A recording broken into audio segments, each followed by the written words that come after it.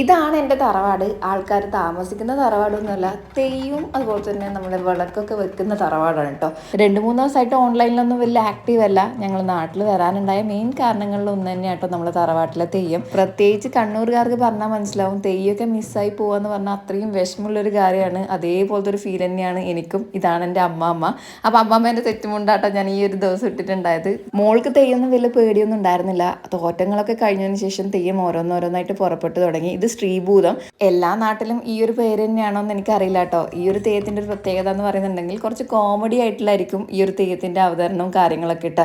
അപ്പോൾ ഇത് ആ ഒരു സ്റ്റോറി ബേസ് ആയിട്ടുള്ള കുറേ കളികളും കാര്യങ്ങളൊക്കെ ഇതുപോലെ കാണാൻ വേണ്ടിയിട്ട് പറ്റും. പിന്നെ ഇത് കുറത്തിയമ്മ കേട്ടോ. ഈ ഒരു ദിവസം ഈ 2 തെയ്യം മാത്രമേ ഉള്ളൂ. പിന്നീട് പുലർച്ചക്കാണ് തെയ്യം സ്റ്റാർട്ട് ചെയ്യുന്നത്. തെയ്യത്തിൻ്റെ ഫസ്റ്റ് ഡേ നമ്മൾ സിസ്റ്റേഴ്സും അമ്മമാരൊക്കെ ഒരു ട്രഡീഷണൽ ലുക്കാണ് പ്ലാൻ ചെയ്തത്. അത് എല്ലാവർക്കും ചേരുന്നുണ്ടോ ഇല്ലെന്ന് കമൻറ്റ് ചെയ്യണേ. അപ്പോൾ ഈ ഒരു മിനിറ്റിൽ ഒതുങ്ങുന്നതല്ല തെയ്യ വിശേഷങ്ങൾ. ബാക്കി ഞാൻ നാളെ പറയാം കേട്ടോ.